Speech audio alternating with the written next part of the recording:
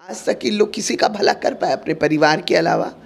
अपने पति पत्नी, बेटा बेटी, दामाद, समधी, दुनिया, भाई, चच्चा, फलना ढिमका, जो रिश्तेदार, उसके अलावा आज तक समाज का ये लोग भला किया है? जी की सरकार में भी ये बिल आया था, उसको फाड़ दिया गया था। पर ये मोदी जी की सरकार है, यहाँ जब महिलाओं के लिए खासकर बात होती है तो उसको बहुत ही विश्वास के साथ निकलते हैं तो भुला जाते हैं कि कहाँ जाना है। जाना रहता है किसी के यहाँ तो चले जाते हैं किसी के यहाँ। अभी कल कहीं जाना था, चले गए सचिवालय। कहीं जाना रहता है, कोई मंत्री जी के यहाँ चले जाते हैं। कल कुछ बोलते भुला जाते हैं क्या बोले हैं। अब जिससे मिलते हैं उसको प्रणाम करने लगते हैं। तो अभी उनकी ऑलरेडी मानसिक संतुलन उनका थोड़ा गड़बड़ाया है। महिला महिला है, मैं नहीं मानती हूँ कि उसकी कोई जाति होती है। इसलिए ये आरक्षण होना ही हम सभी महिलाओं के लिए बड़ी बात। देखिए, नई लोकसभा में सबसे पहले महिला आरक्षण विधेयक पेश किया गया है, जिसमें राजनीति में महिलाओं को 33% आरक्षण की बात की गई है। हमारे साथ बात करने के लिए बीजेपी की प्रदेश उपाध्यक्ष अमृता भूषण जी हैं। नमस्कार मैम। महिला आरक्षण विधेयक से महिलाओं को कितना फ़ायदा होने वाला है? बहुत फ़ायदा होने वाला है। ये बहुत दिन से हम लोग इसके इंतज़ार में भी थे और ये यकीन था, ये विश्वास था कि मोदी जी की सरकार में ये ज़रूर पारित होगा और वही हुआ भी। पहले की सरकारों में आ चुका था ये बिल। वाजपेयी जी की सरकार में भी ये बिल आया था, उसको फाड़ दिया गया था। पर ये मोदी जी की सरकार है, यहाँ जब महिलाओं के लिए खासकर बात होती है तो उसको बहुत ही विश्वास के साथ रखा जाता है और महिलाओं के पक्ष में ही हमेशा काम होता है। तो ये मुझे विश्वास था कि ये बिल आएगा और पारित होगा। विपक्ष का आरोप है, खास करके पूर्व मुख्यमंत्री बिहार की राबड़ी देवी जी का कहना है कि चुनाव को देखते हुए ये चर्चा में बने रहने के लिए शगुफा छोड़ा गया है। इसमें जो है अल्पसंख्यक, पिछड़ा और अति पिछड़ों की महिलाओं को ज़्यादा फायदा नहीं होने वाला है। देखिए, महिलाओं की कोई जाति नहीं होती है और ऑलरेडी रिजर्वेशन है पहले से सभी जाति के लिए।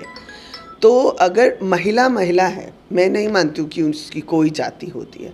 इसलिए ये आरक्षण होना ही हम सभी महिलाओं के लिए बड़ी बात है। और रही बात राबड़ी जी जो खुद शगुफा छोड़ते रहती हैं और उनके पति महादेव बन के जो शगुफा छोड़ते रहते हैं, उनको अगर याद हो राबड़ी जी को, तो उनकी ही सरकार ने इसका विरोध किया था। और आज अब वो रिजर्वेशन में रिजर्वेशन की जो बीमारी है इन लोगों को, जो कभी किसी का भला नहीं करती है। आज तक इन लोग किसी का भला कर पाए अपने परिवार के अलावा?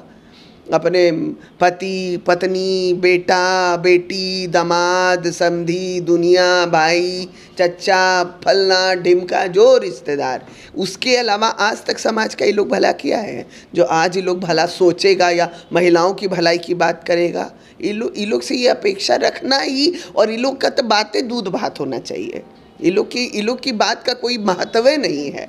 हम लोग क्या, कोई भी नहीं देता ये लोग की बात का महत्व। ये लोग क्या बोलता है, ये लोग यही जाने और यही लोग समझे। जदयू की ओर से कहा जा रहा है कि नीतीश कुमार जी ने महिलाओं को आरक्षण देना शुरू किया, महिलाओं के हक की बात की, महिलाओं को आत्मनिर्भर बनाया। अब इसका कॉपी केंद्र की सरकार कर रही है। क्या कॉपी कर रही है नीतीश कुमार जी? नीतीश जी की कॉपी केंद्र सरकार करेगी? जो व्यक्ति अपने बिहार का भला नहीं कर पाया आज तक, जिनकी अभी मानसिक स्थिति भी उनके कंट्रोल में नहीं है, वो निकलते हैं तो भुला जाते हैं कि कहाँ जाना है। जाना रहता है किसी के यहाँ तो चले जाते हैं किसी के यहाँ। अभी कल कहीं जाना था, चले गए सचिवालय। कहीं जाना रहता है, कोई मंत्री जी के यहाँ चले जाते हैं। कल कुछ बोलते भुला जाते हैं क्या बोले हैं। अब जिससे मिलते हैं उसको प्रणाम करने लगते हैं। तो अभी उनकी ऑलरेडी मानसिक संतुलन उनका थोड़ा गड़बड़ाया हुआ है और उस पर से इनका कॉपी वहाँ करने लगेगा। ये कोई मतलब वही बोले ना कि लोग का दूध भात है, ये लोग कुछ भी बोले, ये लोग को माफ है। अच्छा, ये नारी शक्ति बंधन विधेयक नाम इसे दिया गया है। इससे उन महिलाओं को जो अभी तक राजनीति में हैं, जिनको विधानसभा लोकसभा का टिकट नहीं मिल पाया किन्हीं भी कारण से, अब वो उनको टिकट मिलने का रास्ता जो है साफ हो गया है। बिल्कुल, क्योंकि पहले ये सोचना ही कि महिलाओं को टिकट मिलेगा, शायद एक आध दो को। अब जैसे हम अगर देखें तो हमारे यहाँ अगर 40 सांसद हैं बिहार में, तो एक महिला सांसद है।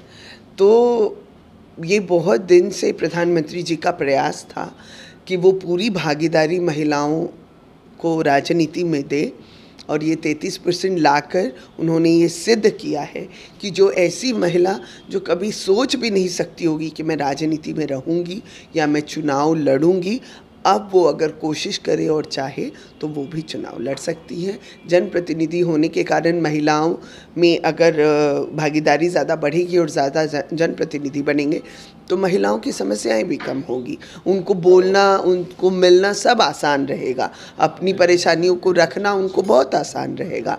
तो जनप्रतिनिधि जितने ज़्यादा बढ़ेंगी महिलाएं, उतना ही महिलाओं का अच्छा होगा, इसमें कोई दो राय नहीं है। Thank you ma'am. ये थे अमृता भूषण, जिनको आपने सुना। इस बारे में आपकी क्या राय है कमेंट बॉक्स में बताइएगा और देखते रहिएगा मगही न्यूज़। धन्यवाद।